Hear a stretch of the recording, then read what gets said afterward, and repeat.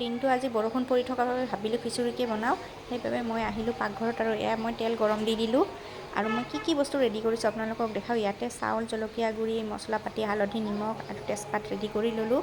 ইয়াতে বাতিত বুটৰ দালি, মুগৰ দালি, মচুৰ দালি ৰেডি কৰিছোঁ। আলু কাটি থৈছোঁ আৰু ভজা চয়াবিন। ইয়াতে পিঁয়াজ, জলকীয়া, আদা, নহৰু, গৰম মছলা একেলগে মিহিকৈ বটি লৈছোঁ। আৰু ইয়াতে আছে জিৰা, ক'লা বেহৰ আৰু পাঁচফোৰণ চম্বাৰত দিয়াৰ কাৰণে। আহক এতিয়া তেলখিনি গৰম হৈছে নে নাই চাই লওঁ। হৈ গ'ল তেল গৰম। এতিয়া মই পাঁচফোৰণখিনি দি দিওঁ চম্বাৰত আৰু লগতে দি দিম পিঁয়াজ আৰু কাটি থোৱা জলকীয়াখিনি।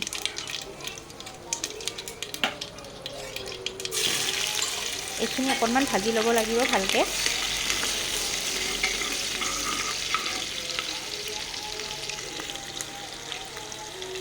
অকণমান ৰঙা ৰঙা হ'ব দিব লাগিব পিঁয়াজখিনি। আৰু তেজপাত দুটাও দি দিলোঁ, দি পেলাই আকৌ লাৰি দিছোঁ। যেতিয়া চাউলখিনি দিয়া সময় হোৱা নাই এতিয়াও, আগতে আলুখিনি দি দিওঁ। পিঁয়াজ ভজা হোৱাৰ লগে লগে আলুখিনি দি দিলোঁ, দি পেলাই আকৌ অকণমান ভাজিম। আলুখিনি ভালকৈ ভজা হ'লে তেতিয়া মই ইয়াতে চাউলখিনি দিব পাৰিম। আৰু এতিয়া টাইম হৈ গ'ল চাউলখিনি দিয়া, গতিকে মই চাউলখিনি ঢালি দিওঁ, দি পেলাই লাৰি দিম।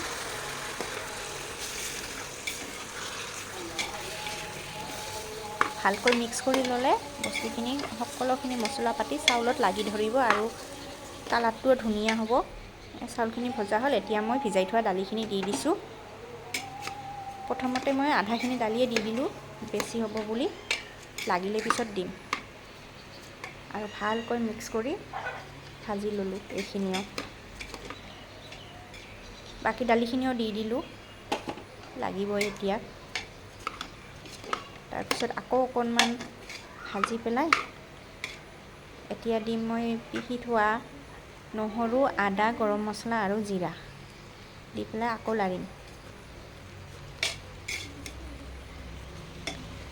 আৰু লাষ্টত দিব আছে আমাৰ ভাজি থোৱা চয়াবিন। এইখিনি দি অকণমান লাৰি পেলাই আমি পানী দিবৰে হ'ব। ধুনীয়াকৈ মিক্স কৰি ল'লোঁ, লৈ পেলাই এতিয়া পানী ঢালি দিম। পানী আপোনালোকে নিজৰ হিচাপ অনুসাৰে দিব। কোনোবাই শুকান শুকান ভাল পায়, কোনোবাই আকৌ অকণমান ভিজা ভিজা টাইপ, আঠা আঠা এনেকুৱা ভাল পায় খাই।